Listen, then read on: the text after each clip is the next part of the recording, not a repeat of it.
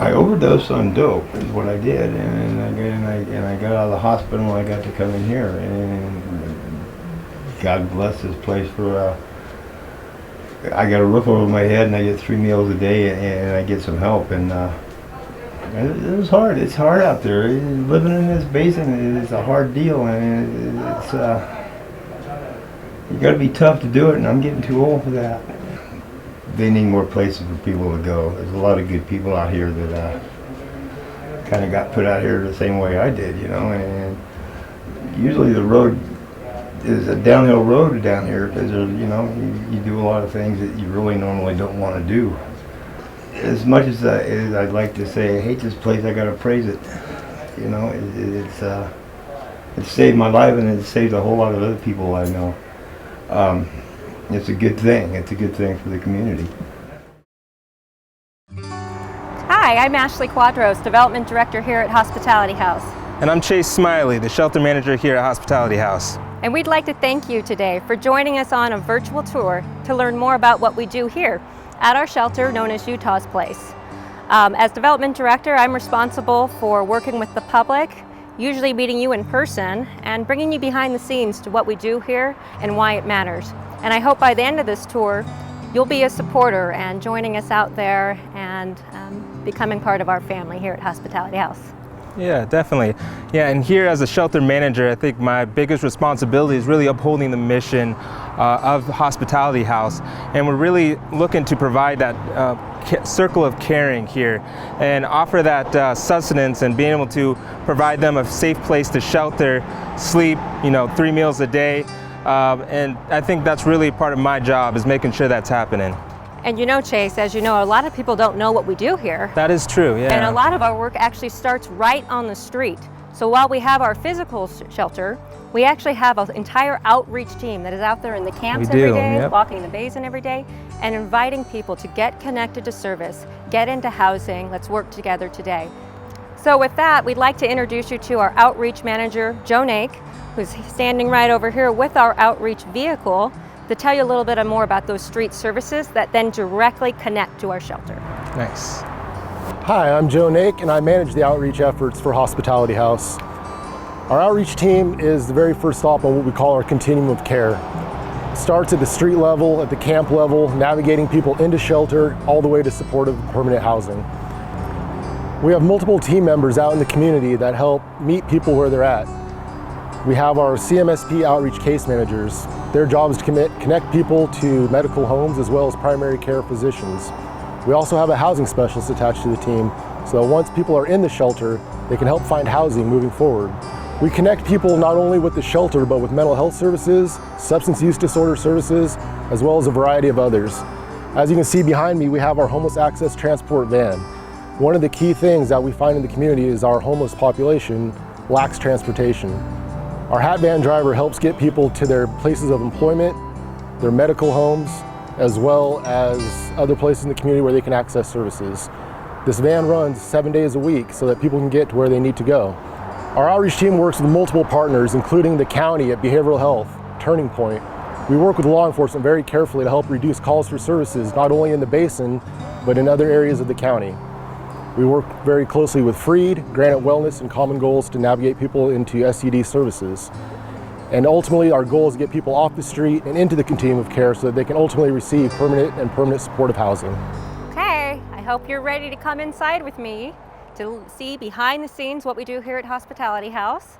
And because we're in a pandemic, from here on out, I will be in a mask out of abundance of caution, as will anyone else we encounter throughout the shelter. So let's go ahead and make our way inside. And oh look, there's Will in the garden. Hi, Will.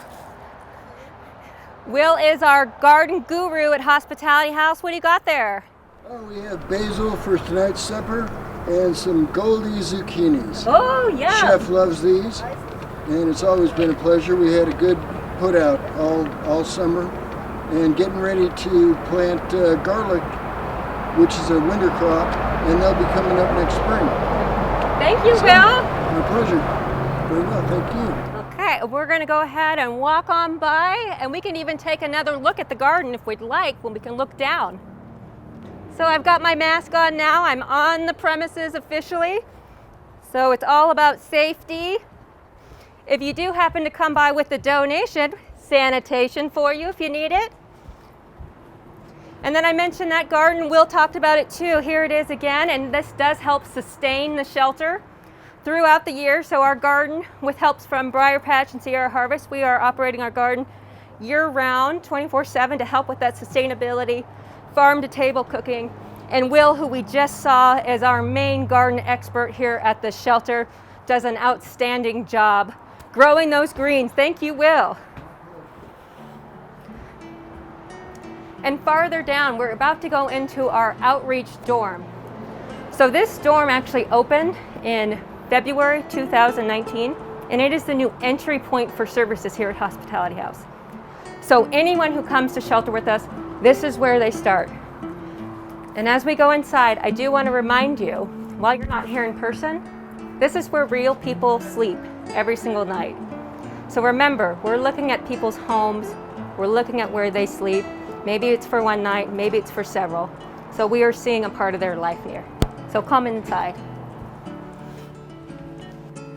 So come inside, don't be shy. You can go ahead and look around.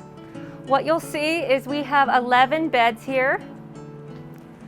Now this room normally operates, again, as our outreach dorm, where people come in each night. You can come and go as you please. It follows what's known as a housing first model. And if you're unfamiliar with housing first, that means that you can come as you are, no strings attached, sobriety is waived. We just want to get you inside and offer you a stable, safe environment. And once you're here, then we'll work on taking those steps to get you back to housing. But there's no strings attached. And one of the reasons that's so important is prior to 2019, Hospitality House used to mandate, get clean and sober, then we'll help you. Show us you're taking forward steps, then we'll help you. That's great, but that doesn't always work. The tough love model does not always work. So what happens is people end up trying to get better on their own on the streets, in the forest, and camps, but they can't. It's too hard. So they don't get better. They become chronically homeless. So this dorm changes that because it says, it's okay if you're struggling with addiction. We're here to help. And so when this dorm first opened, it was snowing that week. And Joe, who you met outside, really worked hard to get as many people to come in and say, just take a chance, trust us. No pressure. We're not gonna make you do anything you don't wanna do. And we had a full line of people. And one of the guys at the door said, I don't think I can come in. I've used methamphetamine. And we said, that's okay, just come in. And he came in, the dye from his jacket leaked all over the floor because he was so cold, and he was exhibiting early signs of hypothermia. He ended up crying in the bed over there and thanking us because he said he was confident he would have died that night had we not opened our doors. So this dorm is really special, and it's continued to grow since that year. This year we've opened pets as well. So now we have cats, pets, birds, you name it, that can come in here and also get help. It's part of lowering that barrier, making services accessible to help people. And you can understand why an animal would be particularly important when you have nothing left in the world. There's no way you're going to part with your little dog in order to get shelter. I know I wouldn't, and we don't expect people who have lost everything to do that either. And so as we're looking around, we're in for a special treat, because you might have noticed there are two lovely ladies here. I'd like to say hi, Bernice. And hi, Petty. Hi, Ashley. How are you? I'm doing good. And these beautiful ladies are okay with us coming in and saying hi. And Penny, if you're comfortable, to say hi to our virtual guest, to tell Hello, them, everybody. tell them a little about yourself. I'm 58 years old. I've been a Nevada County resident for over 40 years. And I went to take care of my mom in Sacramento, and she died on me, and I became homeless. So I haven't had a drug problem in 37 years, but I can't get help anywhere else. I'm on SSI. I have osteogenesis imperfecta for the bone disease. I've had 1,000 broken bones, and I'm hoping that I can get some help with being here. And Penny could probably tell you that unlike normal times of the year, on top of being in a shelter and struggling with homelessness, we also are struggling in a pandemic. You see us wearing masks. This doesn't make it any easier on anyone. And for guests at the shelter, it's even harder because unlike the way we were operating previously, which is where you would come and go during the day, you'd go to work, you'd go to school, you'd be purposeful, you could leave. There is no leaving right now. We are in 24/7 quarantine. We are here all day. This storm is still working to accept people by acting as an actual provisional quarantine right now, because we do want to keep helping people right now on the streets. So people who come through here now are going through quarantine. They're getting on-site COVID-19 testing, and we're all actively working to create permanent housing solutions and keep up morale, because we want you to get a home. We want Bernice to get a home. Yep. Is there anything else you'd like to share about your stay here? What it's been like, maybe what's been most helpful or what's been hardest? Not being able to go out, having food allergies, you know, and they try really hard to deal with me and my food allergies, which is nice, but not being able to go get what I would like to eat. And I miss having my sewing machine. I'm a quilter. Oh yes, that's right. You've made all these quilts, I right? made all these quilts. Yes. Beautiful. I crochet, I spin, I knit, I bead. I'm, I guess, the exception, not the rule, to Hospitality House. But they help everyone.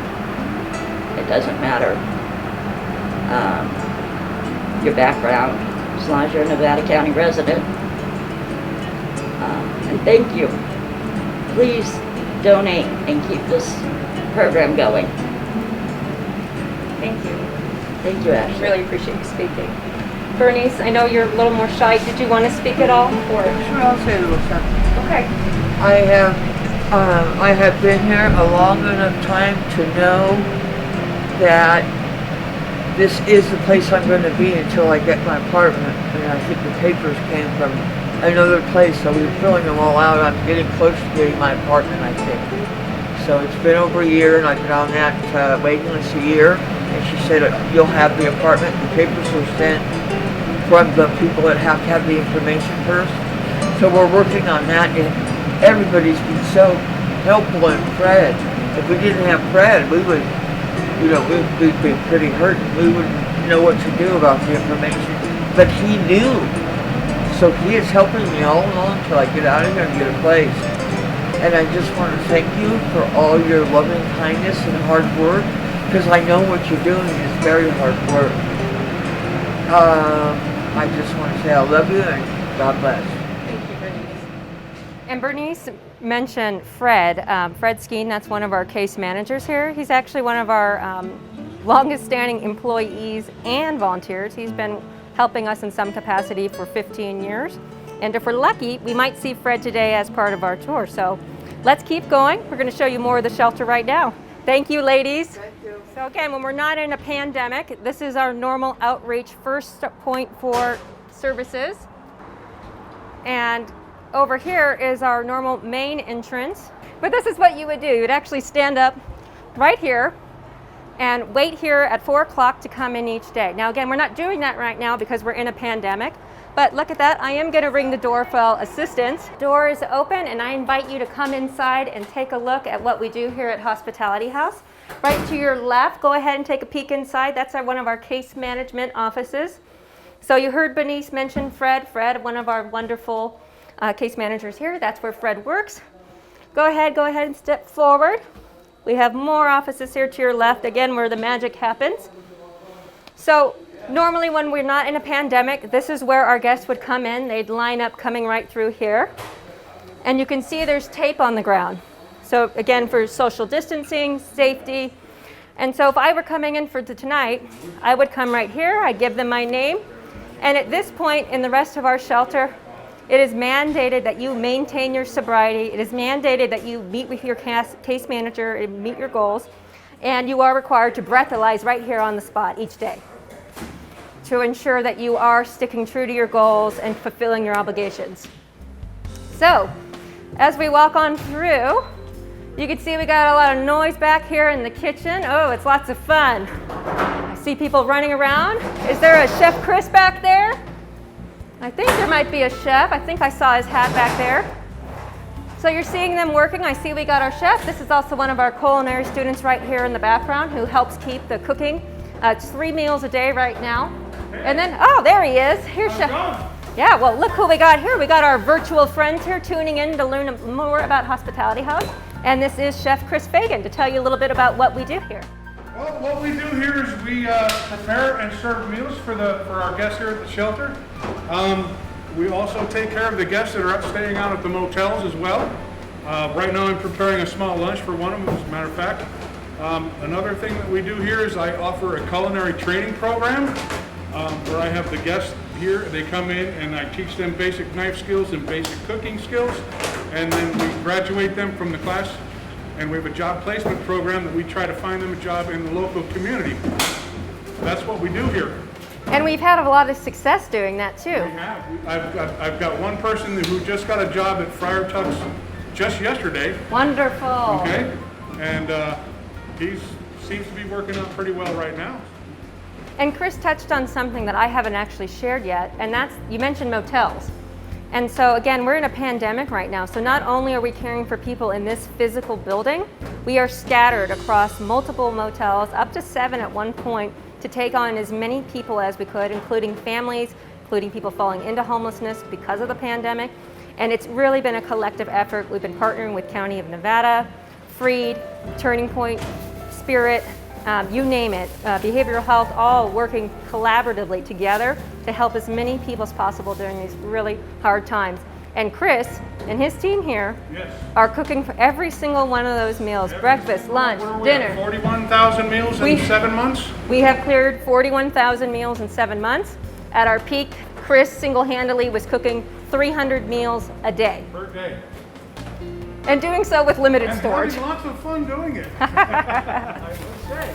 And it smells great back there. What are you cooking tonight? Tonight we're doing oven roasted barbecue chicken. I've got some roasted potatoes going in the oven tonight. And we've got a Spanish casserole that is going up to the motel. And Yolanda started today. Yay! Welcome, Yolanda! She's doing a green bean dish for the dinner tonight as well. And yeah, we're going to have a good time tonight. Thank you, Chris. By the way. So that's just part of our little culinary corner. And again, students, anyone who has an interest in learning how to cook, learning those skills, whether they take them home with them in their new home or into a new place of business such as Friar Tuck's. Chris does that. It's available to everyone here who comes through here. It's also available to nonprofits in the community, Communities Beyond Violence, Freed, any of our partner nonprofits who are working with people who could potentially benefit can come in here, whether they're homeless or not, to get the skills that Chris can help you master and take your life forward. Yes. If it's something as simple as you just need your food card, your food handler's card, I can show you how to do that and how to get it real quick. Thank you, Chris. So we'll keep going on our tour. And I hope you don't mind, we'll be showing off our dining room. So you can see we have a lot of tables here in this room. Normally, this room will seat 69 people at once for dinner. With the pandemic, we've had to get a little crafty and do actual 3 seatings of every single meal to ensure social distancing. So you might notice little pieces of tape to have that spacing to ensure we're safety. So one of the things that we do work to do here with all of our meals is ensure that you get adequate nutrition and fuel.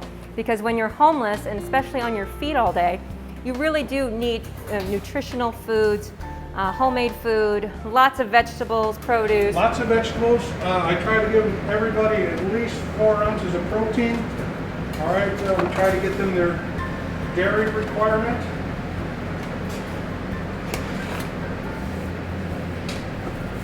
And a little treat on the side whenever possible. And they are getting a treat tonight. Didn't you mention cake? Yes, we made cake. Mmm. That's always a nice surprise. And one of the other things Chef Chris and the culinary students are really great about doing is trying to celebrate those small milestones. So when a guest shares that it's their birthday, the culinary family unites and makes them cupcakes, brownies, you name it, just those little things that we can do together to boost morale and remind everyone that we are human and we're happy it's your birthday. Let's celebrate. Oh, may I say, the donations that have been coming in, thank you so much. It is making my life so very easy. And I really appreciate you guys and all your generous donations. Thank you again. Thank you, yes. We are so fortunate to live in a community of caring that really sticks together and helps when the need is great. And we've been fortunate to see that as the pandemic has rocked everyone's world, that we continue to get the response and help we need to continue moving people into housing. So despite being in a pandemic, we haven't stopped housing people. At our 7-month mark right now into the pandemic, 58 people have homes again. So that tells you our determination that we're not stopping, we're not slowing down, and there's been 0 lapses in services provided. Now, back here in this corner are 2 rooms. These are not closets, these are actually 2 very, very special rooms here in the shelter. These are actually our recuperative care dorms. These have 4 beds in here. So recuperative care, this is a partnership with County of Nevada and Sierra Nevada Memorial Hospital.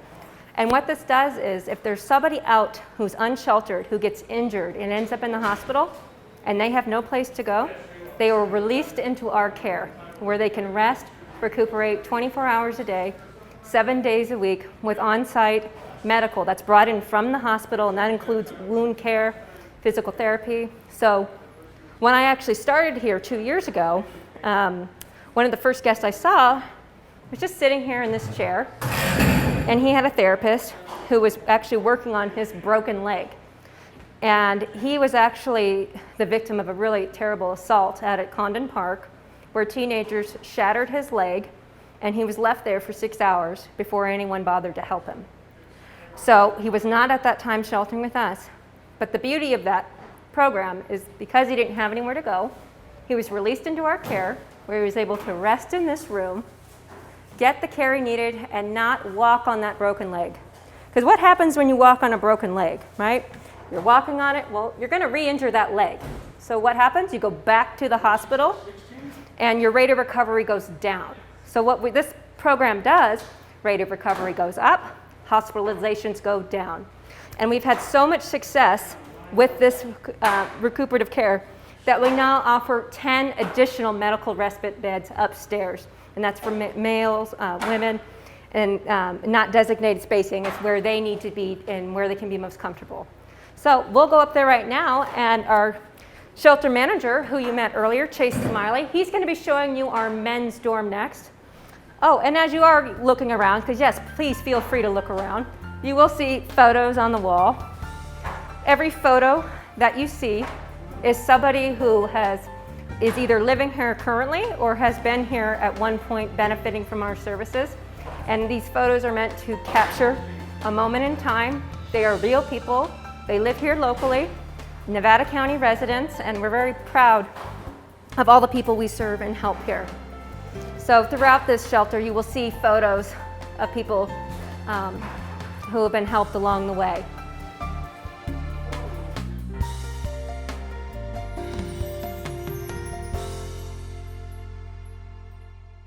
So as we come back through this same entryway that we just were, oh, there's Chase. Hi, Chase. Hey guys, how's it going? I'm gonna drop you off with my buddy Chase here, Right who's on. gonna take you behind the scenes into our men's dorm. Absolutely. So there's a lot more to see, and I thank you so much for sticking with us. And There is. Chase, go on ahead. All right, right on. Well, why don't you follow me this way? Move up these stairs to what we call our onward dorm, right? So that's our permanent dorm. Basically, people have the opportunity, which you already saw, the outreach dorm. Once they go through the quarantine phase and go through our COVID testing protocol, they have the option to move upstairs, permitted that there's beds available. So let me show you and bring you on this way, okay? All right, and we'll keep moving here and we'll straight into our men's dorm. Our men's dorm does hold currently 28 people. We did reduce that number a bit due to COVID, so it looks a little different than it normally does. What we were able to do is separate the bunks a little bit and add some tarp backing to create that more 6 feet of distance. So why don't you come right this way.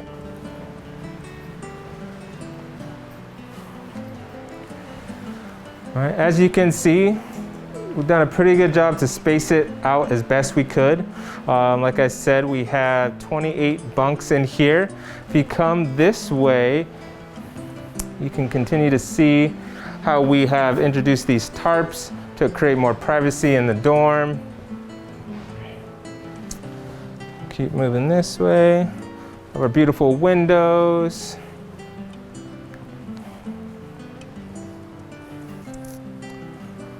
Oh, we have comfortable beds.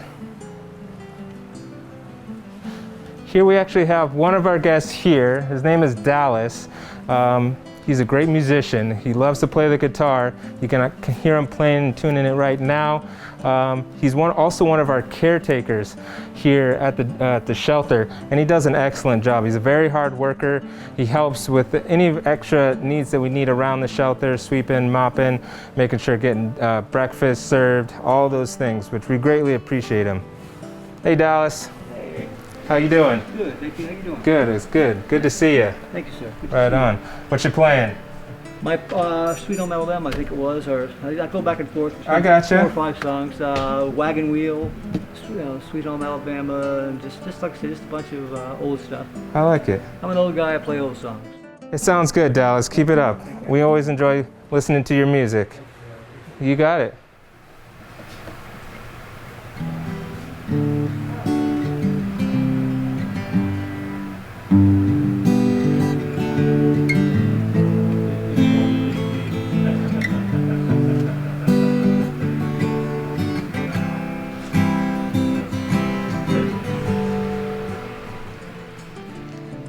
If we keep moving here, we got another one of our guests here. His name is Danelle. Danelle has, offered to tell a little bit about his story and give us a little insight of what it is like to be here at the Hospitality House. Hey, Danelle. This certainly is godsend.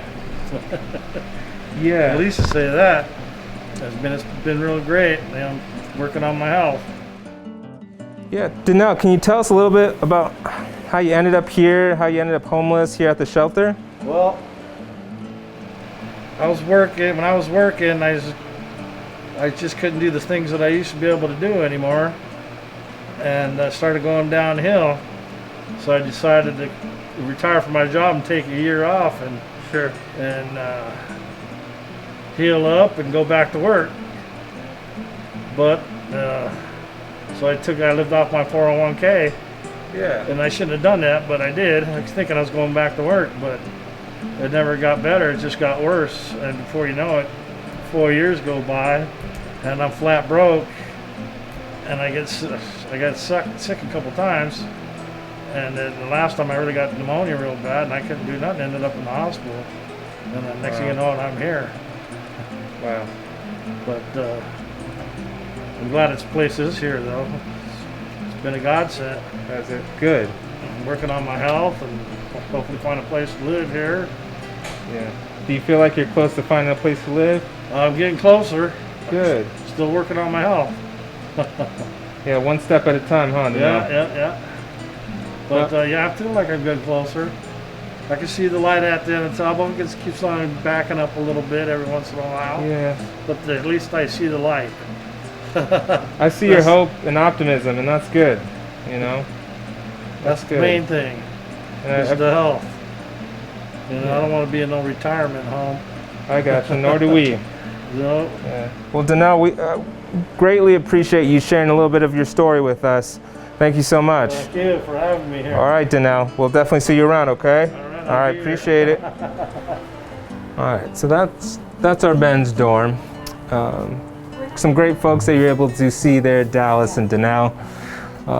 If we keep moving here, we'll go right into our guest lounge. And our guest lounge is a place where people can kind of relax, they can watch a movie, they can do arts and crafts, they can play piano. There's lots of different activities, but included in that lounge, we also have our separate case management office. I think there might be some people in there now. Let's go check it out.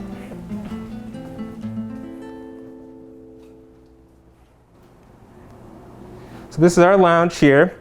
And like I said, we got some arts and crafts, things like that here. Piano, some television that guests are able to watch. And they come in here often.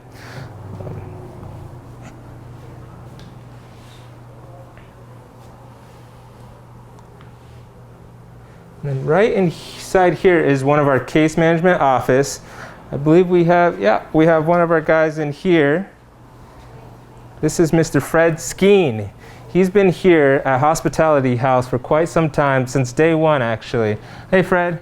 Hey, thanks Chase. Welcome everybody. So we have a lot of case management activity here. Guests are referred to our shelter for a variety of reasons, and it could be anything from wanting to get a new California ID card or referral to healthcare, eventually housing. If they're sheltering with us, the case managers work with these individuals to help them navigate this process, get into healthcare.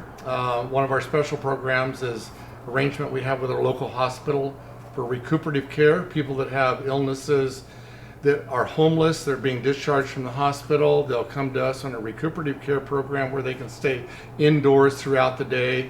Sometimes they'll even have visiting nurses come in to assist them. And as they get better, then we move them on upstairs into our general population. So it's one of the pluses of a homeless shelter to have that kind of a program here. We're also helping people find rentals in the area and always looking for those that may be interested in offering a rental opportunity to a guest as well. You can contact us on our website for that. But we just love helping the folks, and I've been here for 15 years since it started in various capacities, volunteer and now as a case manager. And thank you for dropping in. All right, if we keep moving this way, I can introduce you to a case manager supervisor, Jennifer Thomas. Hey Chase, thank you. I asked one of the guests earlier what I should say on camera, and they said it was really important to remember that this is not just the ladies' dorm, that each bed is someone's home. And as you can see, it truly is. Each woman keeps everything that they own on their bed. Or they have a storage unit, or they have family, but mostly this is what you're seeing is everything that many, many years have become their treasures. And I think the hardest part for each of them has been during COVID. Not only are we wearing masks all the time, but the whole world is quarantining and doing our best. And we changed so much in March, where people used to leave and they would come back at 4 p.m., we would do the breathalyzer, everything you've seen. But since March, we have been sheltering in place together. And you have ladies at all different ages, from 18 to 72. Some of them are in navigating cognitive impairment. So we have sundowning at the same time that we also have people who are really tired and want to go to sleep. So we do our best.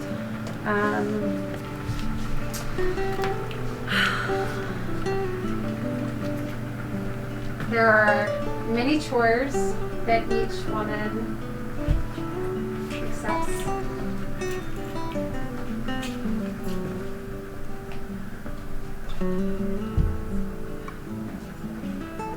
There are 12 bunk beds. We asked that the younger, healthier ladies stay on the top, so those who could not get into the bunk bed have the bottom bunks. We had to take, of course, some of our bunk beds of the shelter out, and these tarps are to separate for COVID. We do our very best, but it has been challenging in some ways, but it's also been incredible to see the community that they've created, and they've become each other's family. and they argue and also clean together and work together and all share a bathroom together. And they do it pretty well.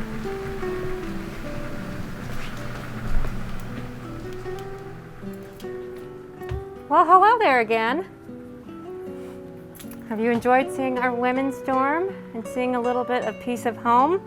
Well, we have one more spot on our tour if you'll follow me this way.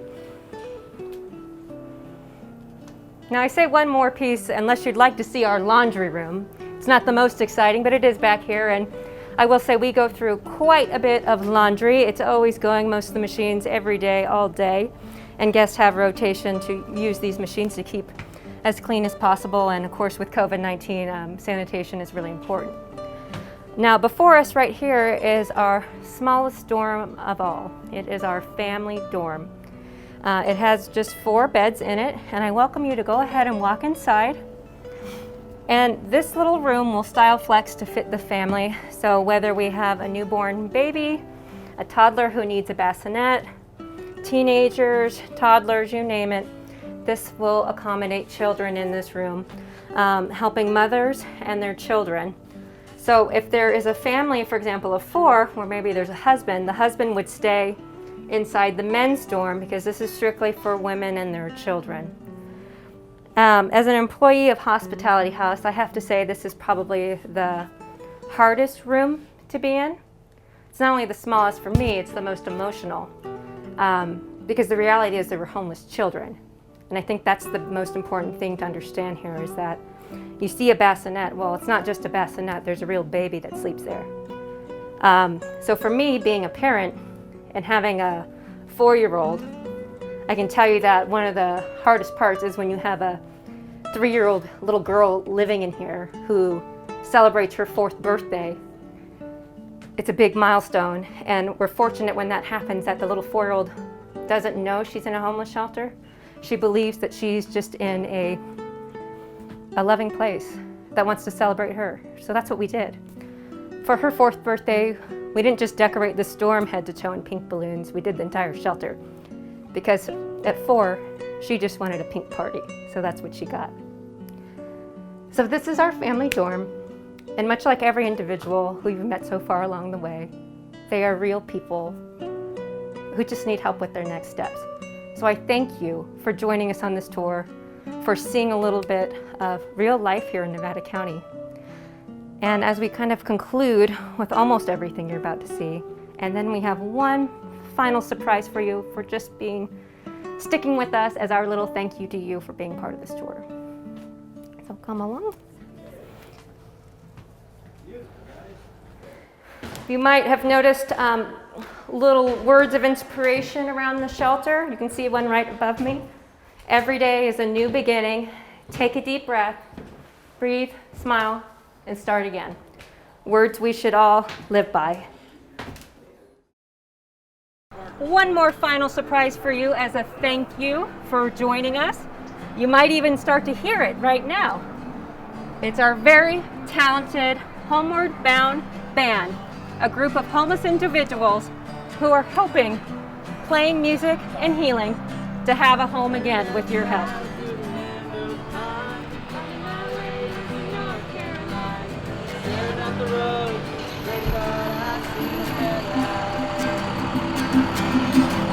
Rock me, mama, like a wagon wheel. Rock me, mama, any way you feel. Hey, mama, rock me. Rock me, mama, like a wind and the rain. Rock me, mama, like a southbound train. Hey, mama, rock me. Mama, rock me. Mama, rock me.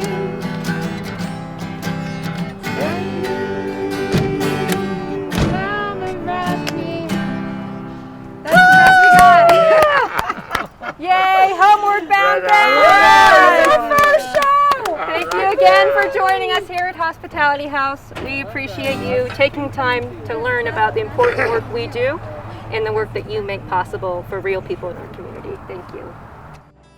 Well, that concludes our tour of Hospitality House's Utah's Place, our physical shelter that we operate here in Nevada County.